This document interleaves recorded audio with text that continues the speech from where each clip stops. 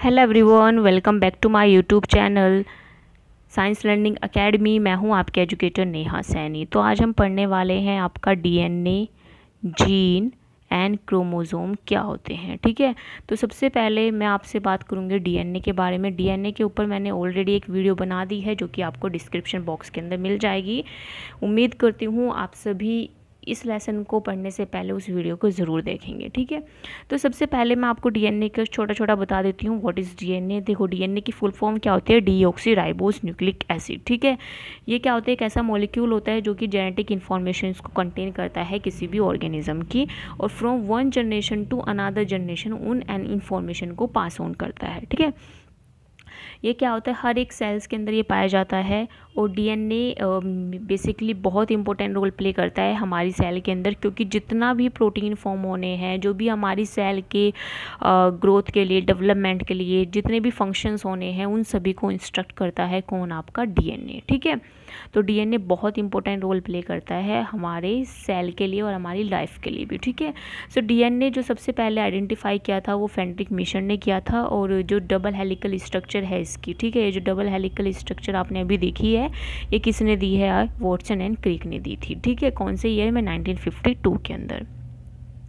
फिर डीएनए क्या है? डबल हेलिकल स्ट्रक्चर है। ये किसकी बनी हुई होती है? बेस पेयर्स की। ठीक है, base pair plus sugar and phosphate की इसकी बैकबोन जो होती है वो बनी हुई होती है। ठीक है, यानी कि बेस पेयर, और यहीं पे इसकी जो बैकबोन है, यहाँ पे आपकी शुगर होगी और यहीं पे इसका फॉस्फेट होगा। ठीक है, फिर क्या आपका जो डीएनए है बेसिकली क्या फंक्शन करता है या क्या स्टोर करता है? तो डीएनए के पास जो आपके इंफॉर्मेशन जो कोड करती है, ठीक है, यानी कि जो इंस्ट्रक्शंस मिलते हैं उन कोडिंग के लिए जो उसको बेसिस चाहिए वो क्या होते हैं? 4 बेसिस होते हैं, adenine, guanine, thymine and cytosine. ठीक है, और ह्यूमन डीएनए जो होता है कंसिस्ट करता है 3 बिलियन बेसिस को। और हमारा जो डीएनए है, ठीक है, हमारा जो एक सेल के अंदर जो डीएनए प्रेजेंट होता है वो 2 मीटर के अप्रोक्स होता है। ठीक है, तो अगर एक सेल के अंदर 2 मीटर है तो हमारी बॉडी के अंदर कितने नंबर ऑफ सेल्स है? देखो, ठीक है, एक lot of number of cells हमारी बॉडी के अंदर होती है। तो हमारा जो डीएनए है, ठीक है, अगर हम उस पूरी हमारी बॉडी को, पूरी बॉडी की सेल का डीएनए अगर हम निकालें तो यहाँ से आप जो आपका स्पेस है, ठीक है, आप ऊपर तक प्लूटो तक आ जाके वापस आ सकते हो। ठीक है, इतना लंबा डीएनए हमारा है होता है सारी सेल्स का अगर हम निकाल लें। ठीक है, फिर जो डीएनए होता है वो बेसिकली वो कहाँ मिलता है? आपके सेल के न्यूक्लियस में मिलता है। और स्मॉल अमाउंट ऑफ डीएनए जो होता है आपके माइटोकॉन्ड्रिया के अंदर भी मिलता है, जिसको हम माइटोकॉन्ड्रिया डीएनए बोलते हैं। और माइटोकॉन्ड्रिया क्या करता है? अपना जो मतलब जो माइटोकॉन्ड्रिया होता है वो बेसिकली किस लिए यूज़ जाना जाता है? वो क्या आपका स्टोर हाउस ऑफ एनर्जी है। ठीक है, यानी कि स्टोर हाउस ऑफ एनर्जी कौन है? आपका माइटोकॉन्ड्रिया है। So this is the structure of DNA. ये क्या स्ट्रक्चर है डीएनए, जिसमें ये क्या दिखाई दे रही है? आपकी बेसिस हैं, adenine, thymine, cytosine and guanine. ठीक है, ये क्या है? आपको जो इस कलर का दिखाई दे रहा है ये क्या है? फॉस्फेट बैकबोन दिखाई दे रही है। और यहीं पे आपकी क्या होती हैं? जो आपकी शुगर्स है वो उसके साथ अटैच रहती है, ये फॉस्फेट बैकबोन। ठीक है, यानी कि ये आपके बेसिस हैं। इन ये जो बेसिस होंगे ये शुगर के साथ अटैच होते हैं।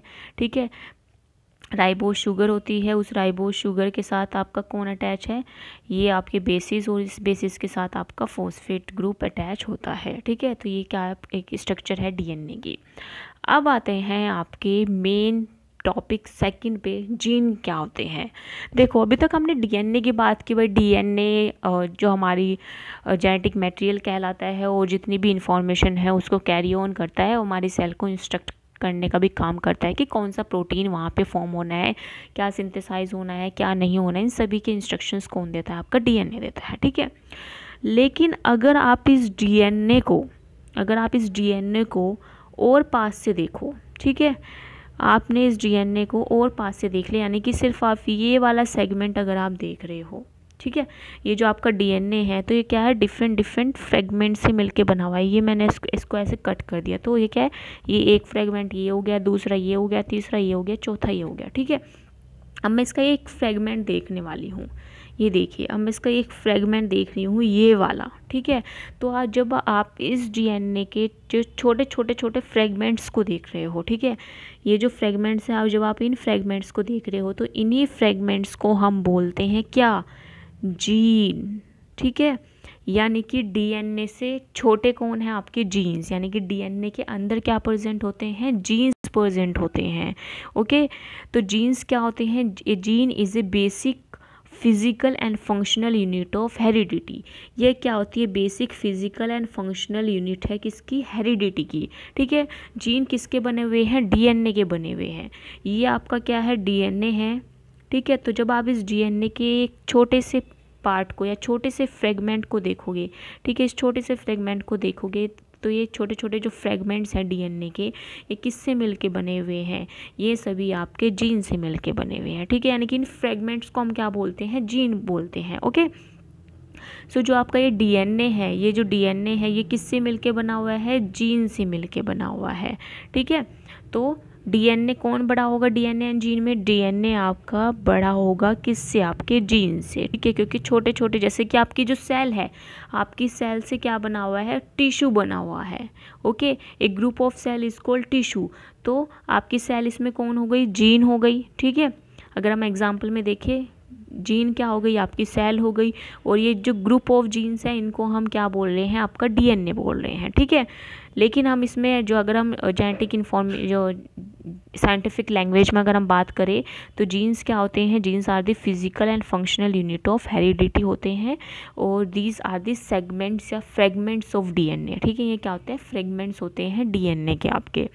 तो some gene act as an instructor to make molecule, और इसमें से क्या होते हैं, बेसिकली जो जीन्स होते हैं वो क्या होते हैं, देखो डीएनए के अंदर क्या होते हैं, दो तरह के सेगमेंट्स होते हैं, दो तरह के फ्रेगमेंट्स होते हैं, एक होता है फंक्शनल, एक होता है नॉन फंक्शनल। ठीक है, तो जो फंक्शनल वाला पार्ट है उसको हम बोलते हैं जीन। ठीक है, यानी कि जो फंक्शनल सेगमेंट है उसको हम बोलते हैं जीन्स, जो कि बेसिकली क्या करता है, कुछ फंक्शन कर रहा हो। ठीक है, तो इसमें से कुछ जीन्स जो होते हैं वो इंस्ट्रक्ट करते हैं मॉलिक्यूल को, जिसको हम बोल रहे हैं प्रोटीन। ठीक है, कि प्रोटीन फॉर्मेशन में क्या करते हैं, ये इंस्ट्रक्ट करते हैं जीन्स कि आपको ये प्रोटीन फॉर्म करना है। ठीक है, और कुछ जीन्स जो होते हैं वो कोड नहीं करते हैं प्रोटीन्स को, वो मेनली कुछ और फंक्शन करते होंगे। ठीक है, क्योंकि जीन क्या है, एक फंक्शनल फ्रेगमेंट है आपके डीएनए का। ओके, फिर ड्यूरिंग जीन एक्सप्रेशन, तो जब जीन एक्सप्रेस करते हैं तो सबसे पहले क्या होता है, डीएनए कॉपी होता है किसमें, आरएनए में। ठीक है, हमारी बॉडी के अंदर क्या होता है, ट्रांसक्रिप्शन एंड ट्रांसलेशन, दो तरह की आपकी प्रोसेस चलते हैं। ठीक है, जब डीएनए क्या होता है, सबसे पहले आरएनए में कन्वर्ट होता है, जिसको हम मैसेंजर आरएनए बोलते हैं। ठीक है, तो ये क्या आपका ट्रांसक्रिप्शन प्रोसेस है। फिर ये मैसेंजर आरएनए जा करके क्या करता है, आपके प्रोटीन का फॉर्मेशन करता है through the process of translation. ठीक है, ट्रांसलेशन प्रोसेस के थ्रू क्या होता है, ये जो मैसेंजर आरएनए है ये क्या करता है, प्रोटीन का फॉर्मेशन करता है। तो बेसिकली जब कोई भी जीन एक्सप्रेस होगा, ठीक है, यानी कि वो जीन क्या हो रहा है, अपनी एक्टिविटी परफॉर्म कर रहा है, तो जब भी कोई जीन एक्सप्रेस होगा तो वो सबसे पहले क्या करेगा, डीएनए को आरएनए के अंदर कन्वर्ट करेगा।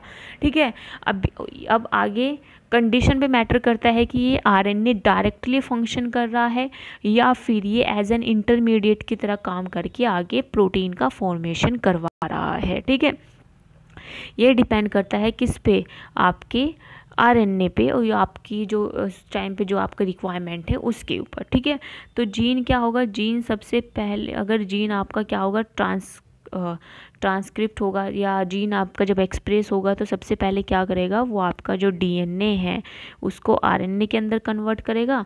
देन आपका जो आरएनए है वो आपका एज एन इसी तरह डायरेक्टली यूज़ हो जाएगा या फिर आपका प्रोटीन में यूज़ होगा। ठीक है, नेक्स्ट अब आते हैं आपके क्रोमोसोम पे। तो क्रोमोसोम क्या होता है, अब देखो यहाँ से आपको सारी कहानी समझ में आ जाएगी इस डायग्राम के थ्रू।